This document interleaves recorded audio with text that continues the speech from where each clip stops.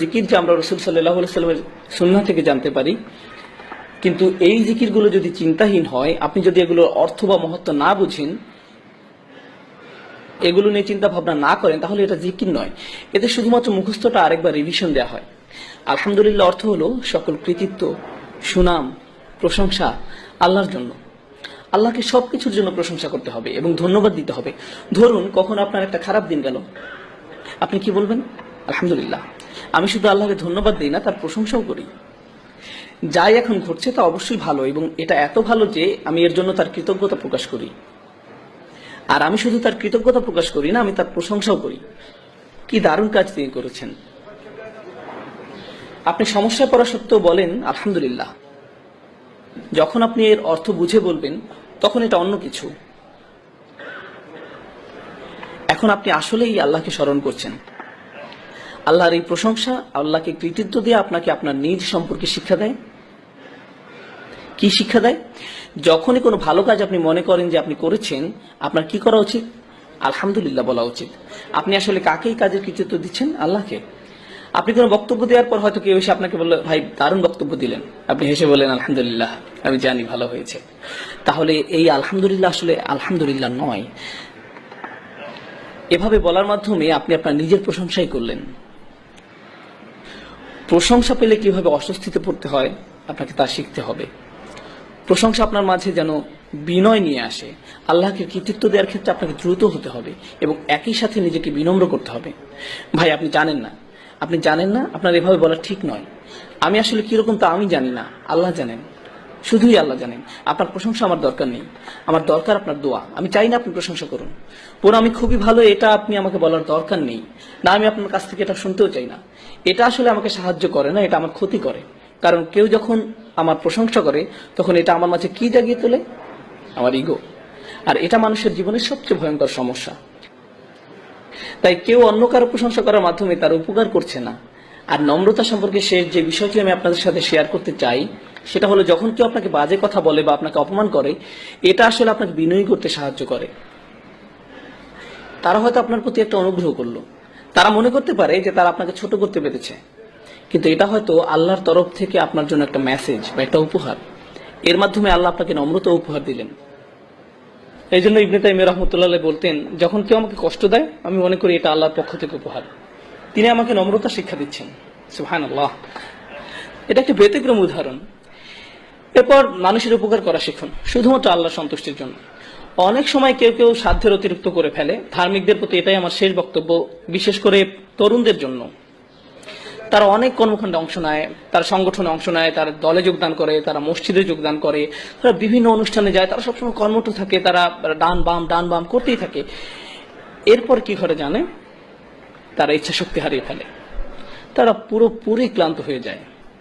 যখন তারা পুরোপুরি ক্লান্ত হয়ে যায়, এরপর তারা কখনোই আগের অবস্থায় ফিরে আসতে পারে না। ভারসাম্য রাখুন, ধীরে ধীরে অগ্রসর হন। আপনাকে সপ্তাহের এক ছুটিতেই সব করে ফেলতে হবে না, অথবা গ্রীষ্মের ছুটিতেই সব করতে হবে এমন নয়, বরং ধীরে ধীরে অগ্রসর হন। ইনশাআল্লাহ আপনি গতি ধরে রাখতে পারবেন। এবং যখন আপনি শুধু আল্লাহর জন্যই কোনো কিছু করবেন এবং আপনি হতাশ হয়ে যান না, কোনো ফলাফল হচ্ছে না, এই জন্য উদাহরণ হিসাবে এই অনুষ্ঠানের কথা বলা যাক। আমাকে দাওয়াত দেওয়া হয়েছিল, আমি বলেছিলাম ঠিক আছে আমি রবিবার আসবো। শনিবার রাতে কেন নয়? কারণ তখন এখানে কেউ থাকবে না। জানেন আমার প্রথম মতামত কি ছিল? তো কি হয়েছে? আমি আপনাদের জন্য এখানে আসছি না। আমি কেন আসছি? আর বড় কোনো কারণ আছে। আপনারা আমাকে কিছু দিচ্ছেন না, কে দিচ্ছেন? আল্লাহ। ঠিক। তাই এখানে একজন থাকুক, 100 জন থাকুক, আর কেউ না থাকুক, আমি কি আমার বিনিময়ে পাবো? যদি আমার নিয়ত ঠিক থাকে, আমি পেয়েছি। যদি আমার নিয়ত ঠিক থেকে থাকে। আপনি কেন এখানে এসেছেন? কারণ আপনার বন্ধু আপনাকে আসতে বলেছে, কারণ আপনাকে আসতে জোর করা হয়েছে, কারণ আপনার গাড়ি এখনো ছাড়ছে না, তাই আপনি এখানে আটকে গেছেন, এই জন্য? তাহলে আপনি কিছু অর্জন করতে পারলেন না। কিন্তু আপনার যদি এখানে আসার কারণ থাকে এরকম যে আজ রাতে আমি আল্লাহকে স্মরণ করব, আমি আল্লাহর আরো নিকটবর্তী হব, এমনকি যখন কিছু হচ্ছে না আপনি সেটার অপেক্ষায় আছেন, এই অপেক্ষার সময়টাও আপনার পক্ষে পুণ্য লেখা হচ্ছে। দৃষ্টিভঙ্গির পরিবর্তন করুন, নিয়তের পরিবর্তন করুন, ঠিক আছে? এটা আপনার জীবন ভর অনেক সাহায্য করবে। কারণ আপনি যখন কিছু করেন, যেমন প্রচারপত্র বিলি করছেন, মানুষকে প্রোগ্রামের দাওয়াত দিচ্ছেন, কিন্তু কেউ উপস্থিত হলো না, তখন আপনি মনে মনে বললেন কেউ কিছু শুনতে চায় না, কিন্তু আপনি হতাশ হয়ে পড়বেন না। কারণ আপনি প্রচারপত্র বিলি করেছিলেন কি জন্য? কেন আপনি দাওয়াত দিয়েছিলেন? কোথায়, কার কাছে আপনার প্রত্যাশা? আপনার কাজ চেষ্টা করা, ফলাফল তার কাছে। আপনি এই ফলাফলের দায়িত্ব নন। আপনি যখন এটাকে আন্তরিকভাবে মেনে নিতে পারবেন তখন জীবন অনেক সহজ হয়ে যাবে এবং আপনি নিজের প্রতি অনেক সন্তুষ্ট থাকবেন। আপনি হতাশ হয়ে পড়বেন না, কারণ সেখানে মাত্র অল্প কিছু মানুষ, তাদের সংখ্যা আরো বেশি হতে পারতো, হ্যাঁ সেখানে আরো মানুষ থাকতে পারতো, কিন্তু সেটি আল্লাহ হাতে। আমি কি আমার দায়িত্বটুকু পালন করেছি? আমি কি যথেষ্ট চেষ্টা করেছি? নিজেকে শুধু এটাই জিজ্ঞাসা করার আছে, এবং আমার চেষ্টা কি সত্যি আল্লাহর জন্য ছিল কিনা, নিজেকে শুধু এই প্রশ্নটি করার আছে। আমি এসব আলোচনা আনছি কারণ নিয়তে এমন কিছু নয় যে আপনি জীবনে একবার মাত্র করেন। জীবনে একবার আপনি ইচ্ছা পোষণ করেছিলেন যে আপনি আল্লাহ রাস্তায় কাজ করবেন এবং একজন ভালো মুসলিম হবেন। আপনি সেই ইচ্ছা পোষণ করেছিলেন, কিন্তু সেই ইচ্ছাতে মরিচা পড়তে পারে। ফলে আপনাকে বারবার নিয়ত ঠিক করতে হবে, আপনাকে বারবার নিয়ত ঠিক করতে হবে। আপনি জানেন, সবাই ভাবছে আপনার ইচ্ছা অনেক শক্তিশালী, কারণ তারা শুধু আপনার বাইরেরটা দেখছে। তারা কি দেখে না? ভেতরেরটা। এবং যেহেতু তারা শুধু বাইরেরটা দেখে, তারা আপনাকে বলবেন আপনি খুবই ভালো একজন মানুষ, এবং আপনি তাদের বিশ্বাসও করা শুরু করবেন, যার ফলে আপনার সমস্যা থেকে আপনার জন্য আরো ভয়াবহ করে তুলছেন। প্রথম প্রতিকার হচ্ছে আল্লাহকে স্মরণ করা। দ্বিতীয় প্রতিকার হচ্ছে উত্তম সঙ্গী খোঁজা, এমন সহচর খোঁজা যারা আপনার চেয়ে উত্তম। তৃতীয় প্রতিকার হচ্ছে গুরুত্বপূর্ণ প্রতিকার, নিজের মুখ বন্ধ রাখতে শেখা। নিজের মুখ বন্ধ রাখতে শেখা। যদি আপনি খুব খারাপ কিছু দেখেন, তাহলে একজন মুসলিমকে উপদেশ দেওয়ার নমনীয় পন্থা খুঁজে বের করুন। এভাবে ভাবুন, আমি তাদের যে কথাগুলো বলতে যাচ্ছি সেগুলো কি তাদের ধর্মের প্রতি আরো বিমুখ করে দিবে? অথবা আমার সৌহার্দ্যপূর্ণ নমনীয় পন্থা খুঁজে বের করা উচিত, যা তাদেরকে ধীরে ধীরে ইসলামের মূল বিষয়ের সাথে আপোষ না করে দিনের পথে নিয়ে আসবে। হয়তো তাদের বন্ধুদের পরিবর্তনের মাধ্যমে, দৃশ্যপটের পরিবর্তনের মাধ্যমে, যদি তারা সামান্য একটু উপদেশ শুনতে পায়। আপনি প্রথমেই তাদের আচরণ পরিবর্তন করে চান না। আপনি প্রথমে কি পরিবর্তন করতে চান? তাদের অন্তর। যখন তাদের অন্তর পরিবর্তন হবে, তখন ব্যবহার আপনা আপনি পরিবর্তিত হবে। বেশিরভাগ সময় আমরা মানুষের কিসের পিছনে ছুটি? আমরা তাদের ব্যবহারের পিছনে ছুটি। আপনি মানুষের ব্যবহার পরিবর্তন করতে পারবেন না, আপনি তাদের শুধু স্মরণ করে দিতে পারবেন এবং আশা করতে পারেন আল্লাহ তাদের অন্তরকে পরিবর্তন করে দিন। আপনার দায়িত্ব স্মরণ করে দেয়। আপনাদেরকে আল্লাহ রসুল মানুষদেরকে আল্লাহর সাথে শিরক করতে দেখেছেন, কুফরি করতে দেখেছেন, এবং আল্লাহ বছরের পর বছর তাকে বলেছেন ফাযাক্কির ইন্নাফাতিদ যিকরা, ফাযাক্কির ইন্নাফাতিদ যিকরা, স্মরণ করিয়ে দাও, স্মরণে উপকারিতা আছে। মহানবী সাল্লাল্লাহু আলাইহি সাল্লাম এই একই ধরনের খুব খারাপ মানুষদের কাছে 10 বছর দাওয়াত দিয়েছেন, এবং আল্লাহ বলে গেছেন স্মরণ করিয়ে দাও, এতে কাজ হবে, স্মরণ করিয়ে দাও, এতে উপকার আছে। আপনি কাউকে স্মরণ করে দিলেন, এতে কোনো ফল পাওয়া যায় না। তখন আপনি বলেন আমি তাকে স্মরণ করে দিয়েছিলাম, সে পাত্তাই দেয়নি, তাকে স্মরণ করে দেওয়ার মাঝে কোনো উপকার নেই। নবী সাল্লাল্লাহু আলাইহি সাল্লামের জীবনে দেখুন তিনি কি পরিমাণ স্মরণ করে দিতেন, এবং আল্লাহ বলে যেতেন আপনি হয়তো উপকারিতা দেখতে পাচ্ছেন না, কিন্তু সেখানে উপকারিতা আছে। হ্যাঁ, উপকারিতা আছে। এবং আন্তরিকভাবে মনে করিয়ে দেয়া থেকে উপকারিতা প্রথম কে পাবে? সেই ব্যক্তি যে স্মরণ করিয়ে দেয়। কে প্রথম উপকৃত হচ্ছে? আপনি, কারণ আপনি স্বীকার করে নিয়েছেন যে শব্দগুলো আপনার মুখ থেকে বের হচ্ছে, কিন্তু প্রভাব কোথা থেকে আসবে? আল্লাহ তাআলার পক্ষ থেকে। এবং যদি আপনার কথায় কাজ না হয়, তাহলে হয়তো কার মাঝে কিছু সমস্যা আছে, আপনার মাঝে। আপনার প্রথম প্রতিক্রিয়া এমন হওয়া উচিত নয় যে তার মাঝে কিছু সমস্যা আছে, সে আমার কথা শোনে না। এটি প্রথম প্রতিক্রিয়া হওয়া উচিত নয়। আপনি জানেন নবী সাল্লাল্লাহু আলাইহি সাল্লাম যখন মানুষকে উপদেশ দিতেন, দাওয়াত দিতেন, এবং তারা ওনার কথা শুনতো না, তখন ওনার মনে চিন্তা উকি দিত হয়তো আমি আমার দায়িত্ব ঠিকভাবে পালন করতে পারছি না, হয়তো আমি এই কথাগুলো আরো ভালোভাবে বলতে পারতাম। এবং তখন আল্লাহ তাআলা তাকে মনে করে দিতেন না না না, আপনি আপনার দায়িত্ব ঠিকভাবে পালন করেছেন, আপনার যা করার কথা আপনি তাই করেছেন, আপনি শুধু সতর্ক করে যান, আপনি শুধু সতর্ক করে যান, ফলাফল নিয়ে দুশ্চিন্তা করবেন না, আপনার যা করার কথা শুধু তা করে যান। এই লাইনগুলোর সাথে শেষ যে আয়াতটি আমার মাথায় এসেছে, আমার এটি আপনাদের সাথে শেয়ার করা উচিত, কারণ এটি এই ইস্যুর জন্য গুরুত্বপূর্ণ। ইনশাআল্লাহ দুটি আয়াত, একটি সূরা শুরা, সূরা নম্বর 42, এবং আরেকটি আয়াত যেখানে নবী সাল্লাল্লাহু আলাইহি সাল্লামকে উপদেশ দেওয়া হয়েছিল, সূরা আলে ইমরান।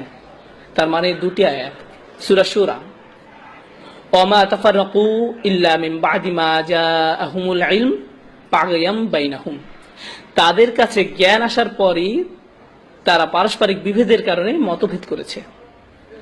যতক্ষণ তাদের কাছে জ্ঞান আসেনি, ততক্ষণ তারা নিজেদের মাঝে মতভেদ করেনি।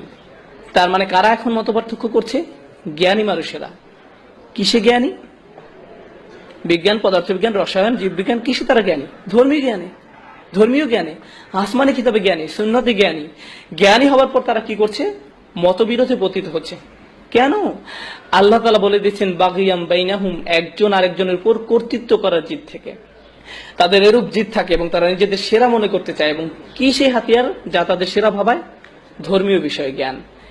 তারা এই ধর্মীয় জ্ঞানকে এমন একটা মাধ্যম বানিয়ে ফেলে যা দ্বারা তারা নিজেদের গর্ববোধকে আরো বাড়িয়ে তোলে। কি ভয়ানক অপরাধ। এই আয়াতের শেষে আল্লাহ তাআলা বলছেন, ওয়ালাউলা কালিমাতুন সাবাকাত মির রাব্বিকা ইলা আজালিম মুসাম্মা লাকুদিয়া বাইনাহুম।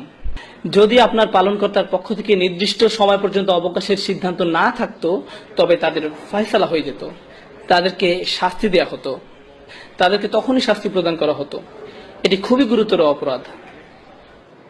এটি খুবই গুরুতর অপরাধ যে তারা তাদের দিনকে মতবিরোধের হাতিয়ার হিসাবে ব্যবহার করছে, এবং অহংকার ছাড়া আর অন্য কিছুই তাদের জ্ঞানকে একে অপরের সাথে মতবিরোধের হাতিয়ারে পরিণত করেনি। আল্লাহ তাআলা আমাদেরকে এই মারাত্মক অপরাধ থেকে হেফাজত করুন, বিশেষ করে আমাদের তরুণ প্রজন্মকে। এদেশে তরুণদের যে সংস্কৃতি, আপনারা বল খেলেন, কেউ একজন আপনার সাথে ব্লক করে দেয়, এরপর কি হয়? পরের খেলায় আপনি প্রতিশোধ গ্রহণ করেন, আপনার অবস্থা পুনরায় উদ্ধার করেন, কারণ প্রতিপক্ষ আপনাকে নিয়ে হাসি ঠাট্টা করবে। এই হচ্ছে সংস্কৃতি। আমার বিরুদ্ধে তোমার এত সাহস কিভাবে হয়? এটি শুধুমাত্র খেলা নয়, এটি অহংকারের একটি পরীক্ষা। গাড়ি চালানো অবস্থায় কেউ একজন আপনাকে পেছনে ফেলে দিল, কি আপনাকে ক্রুদ্ধ করে দিলে? তুমি আমাকে তোমার হোন্ডা সিভিক দিয়ে আমার M5 কে পাস করে যাচ্ছ? না না, আমি তোমাকে দেখে নিব, আমি তোমাকে আমার ক্ষমতা এক্ষুনি দেখিয়ে ছাড়বো, আমি গ্যাস প্যাডেল 4 পর্যন্ত চাপ দিয়ে তোমাকে দেখিয়ে দেব কিভাবে কি করতে হয়। এসব কিসের বহিঃপ্রকাশ? অহংকার। এই সমাজে প্রতিনিয়ত আমাদের জানানো হচ্ছে তোমরা অহংকার বৃদ্ধি করো। সবকিছু তোমাকে নিয়ে, যে গান লেখা হয় বা গাওয়া হয়, যেমন আমার চেইন, আমার হ্যাট, আমার জুতা, আমার মোজা, যেটাই হোক, সবকিছুতে আমি আমি আমি। তুমি আমাকে ছুঁতে পারবে না, আমার দিকে তাকাতে পারবে না, আমার চোখের দিকে তাকাবে না, আমি তোমার এই করব, এরপর আমি এই করব। এসবের মানে কি? এসব কি তাৎপর্য বহন করে? অহংকার। নিজের মধ্যে অহংকার উস্কে দেয়, নিজের উপাসনা করা। এটা ঠিক তাই, আসলে এই ইগো আত্মপূজার দিকে ধাবিত করে। এবং এই দিন শুধুমাত্র তাদের জন্য একটি দিন যারা আল্লাহর সামনে নিজেকে নত করে দেয়। তার মানে এই আয়াত খুব খুব গুরুত্বপূর্ণ। সূরা আল ইমরান এর শেষ আয়াত। বিশেষ করে যারা নেতৃত্ব স্থানীয় অবস্থানে আছেন, আপনাদের মাঝে যাদেরকে অন্যরা অনুসরণ করে, যারা জানে অথবা এমনকি ভাবে যে সে অন্যদের চেয়ে বেশি জানে, আল্লাহ রাসূল সাল্লাল্লাহু আলাইহি সাল্লামকে বলছেন, ফাবিমা রাহমাতিম মিনাল্লাহি লিনতা লাহুম ওয়ালাউ কুনতা ফাযযান গালিযাল কলব লানফাদ্দু মিন হাওলিক। আল্লাহর বিশেষ দয়া ও অনুগ্রহের কারণে আপনি নবী সাল্লাল্লাহু আলাইহি সাল্লাম সাহাবীদের প্রতি কোমল। ওয়ালাউ কুনতা ফাযযান গালিযাল কলব, যদি আপনি তাদের প্রতি শক্ত হতেন, কঠোর হৃদয়ের হতেন, অনমনীয় হতেন, জিদ করতেন, এমনকি যদি তাদের সাথে কথা বলার সময় কিছু পরিমাণ কঠোরতা প্রদর্শন করতেন, লানফাদ্দু মিন হাওলিক, তারা আপনার থেকে দূরে সরে যেত। তারা কারা? সাহাবারা। আপনার থেকে দূরে পালিয়ে যেত। আপনি কে? রাসূল সাল্লাল্লাহু আলাইহি ওয়াসাল্লাম। চিন্তা করতে পারেন, সাহাবারা রাসূল সাল্লাল্লাহু আলাইহি ওয়াসাল্লাম থেকে দূরে পালিয়ে যেত। আল্লাহ বলেননি আপনি যদি সত্যের পথে না ডাকেন তাহলে তারা পালিয়ে যাবে, আপনি যদি তাদের কোরআন শিক্ষা দেওয়া বন্ধ করে দেন তাহলে তারা পালিয়ে যাবে, আপনি যদি ওহী প্রকাশ না করেন তাহলে তারা পালিয়ে যাবে। রাসূল সাল্লাল্লাহু আলাইহি ওয়াসাল্লাম কি করলে তারা পালিয়ে যাবে? তিনি এখনো কোরআন শিক্ষা দিচ্ছেন, এখনো সত্যের সন্ধান দিচ্ছেন, সবকিছুই ঠিক আছে। শুধুমাত্র কি পরিবর্তনের কথা এই আয়াতে বলা হয়েছে? যা তাদেরকে দূরে সরিয়ে দিবে, যদি তিনি সাহাবীদের প্রতি কঠোর হন, কঠিন হন, এতটুকুই যথেষ্ট, তারা দূরে সরে যাবে। সুবহানাল্লাহ, কি দারুণ শিক্ষা আল্লাহ দিচ্ছেন। আল্লাহ কি দারুণ শিক্ষা রাসূল সাল্লাল্লাহু আলাইহি ওয়াসাল্লাম দিচ্ছেন। সর্বোৎকৃষ্ট নেতার প্রতি যদি এই শিক্ষা হয়, তাহলে কি আপনার মনে হয় না যে এটি আমাদের জন্য বেশি প্রযোজ্য? এটি অবশ্যই প্রযোজ্য। যদি আপনি কোনো নেতৃস্থানীয় অবস্থানে থাকেন, যদি আপনাদেরকে হাত ওঠাতে বলি, হাত ওঠানোর দরকার নেই, কথার কথা আমি যদি হাত দেখাতে বলতাম আপনারা কয়জন নেতৃস্থানীয় আছেন আপনি জানেন? আপনাদের প্রত্যেকের হাত ওঠানো উচিত। আপনারা প্রত্যেকেই নেতৃস্থানীয় লোক। আপনাদের সবার সে অবস্থান আছে যেখান থেকে আপনারা অন্য কাউকে উপদেশ দিতে পারেন, এবং এটি খুবই ভালো। কিন্তু আপনি কিভাবে উপদেশ দিবেন? বিশেষ করে যদি তারা মুসলিম হয়, তাদেরকে ধর্ম থেকে আরো দূরে সরিয়ে নিয়ে যাওয়ার পরিবর্তে আরো ধৈর্যশীল হন। আমি বলছি না কাউকে ভুল কিছু করতে দেখলে তা মেনে নিবেন। যদি হারাম কিছু করতে দেখেন তাহলে বলবেন, দেখুন আমি জানি এটি হারাম, আমি আসলে আপনার জন্য উদ্বিগ্ন। এটি বিভিন্নভাবে বলা যায়। এই কাজটি করাতে দোজখে যাবে তুমি জানো, এটা একভাবে বলা। নিজের কাজের জন্য তোমার লজ্জিত হওয়া উচিত, এটা বলার একটা ধরন। ভাই আমি সত্যি তোমার জন্য উদ্বিগ্ন, সিরিয়াসলি তুমি জানো ওটা খারাপ, আর আমি তোমাকে ভালোবাসি, তুমি কেন এটা করছো? তোমার কোনো সাহায্য লাগবে? আসলে কেন বন্ধ করছো না? এটা বন্ধ করো, আসো এটা নিয়ে আলোচনা করি। আন্তরিকতার সাথে। আন্তরিকতা এটা দেখানো যায় না, তবে প্রকাশ করা যায়। এতে প্রকাশ পায় আপনি আন্তরিক নাকি শুধু ওদের প্রতি আপনার মন্তব্য প্রকাশ করতে চান বা তাদের ছোট করতে চান। এখানে পার্থক্য আছে। আপনি মানুষের সাথে কিভাবে বলেন তার মধ্যে পার্থক্য আছে। আযিল্লাতুন আলাল মুমিনিন, তারা মুসলমানদের প্রতি বিনম্র আচরণ করে, কোরআনে এভাবে বলা আছে। কিন্তু আপনি কিভাবে জানবেন আপনি আন্তরিক কিনা? এই আয়াতে এটা বলা আছে। এরপরে আমরা শেষ করব, ফাআফু আনহুম ওয়াস্তাগফির লাহুম ওয়াশাওিরহুম ফিল আমর। কাজেই আপনি তাদের ক্ষমা করে দিন, তাদের জন্য মাগফিরাত কামনা করুন এবং কাজে কর্মে তাদের সাথে পরামর্শ করুন। তাদের ভুলের পর আপনি তাদের প্রতি সহনশীল, যদি তারা ভুল করে ফেলে। প্রথম কাজ, তাদের মমতার সাথে ক্ষমা করে দিন, ফাআফু আনহুম। এরপর আল্লাহ সুবহানাহু ওয়া তাআলার কাছে ক্ষমা প্রার্থনা করুন। আল্লাহর কাছে ক্ষমা প্রার্থনা মানে এই নয়, ধরুন কোনো ভাই কিছু করলো আর আপনি বললেন, এই যাই হোক আল্লাহ তাআলা তোমাকে ক্ষমা করে দিক, এটা ফাস্তাগফির লাহুম নয়। আপনি কখন তাদের জন্য আল্লাহর কাছে ক্ষমা চাইবেন?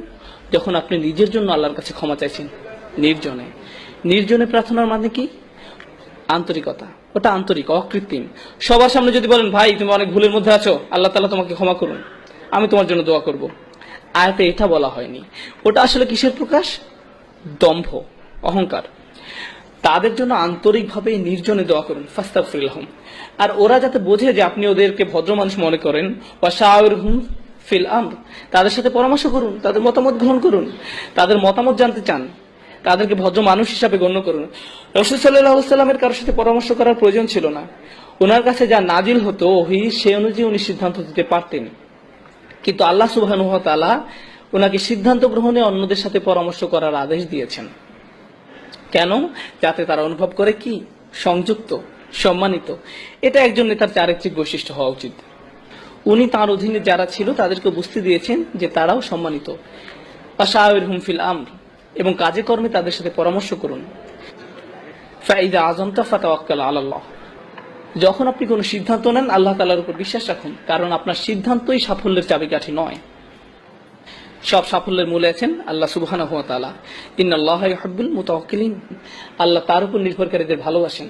আল্লাহ আমাদেরকে আমাদের চেয়েও ভালো মানুষদের সঙ্গ দান করুন, যেন আমরা আমাদের অহংবোধ নিয়ন্ত্রণ করতে পারি। আল্লাহ সুবহানাহু ওয়া তাআলা আমাদের এই তৌফিক দিন যেন আমরা আমাদের আশেপাশে মানুষদের সদুপদেশ দিতে পারি। যারা বলে লা ইলাহা ইল্লাল্লাহ, যারা আমাদের সাথে এই চমৎকার কালেমায় বিশ্বাস করে, তারা আমাদের রক্তের সম্পর্কের আত্মীয়ের থেকেও অনেক বেশি ভালোবাসার দাবি রাখেন। লা ইলাহা ইল্লাল্লাহ আমাদের রক্তের বন্ধন থেকেও বেশি কাছের করে দেয়। আমরা যেন সব মুসলিমদের সাথে সেই রকমের ভালোবাসা এবং সহমর্মিতা অনুভব করতে পারি, আন্তরিকতা তাদের প্রতি প্রকাশ করতে পারি। আল্লাহ আমাদেরকে সেই তৌফিক দান করুন। আমিন।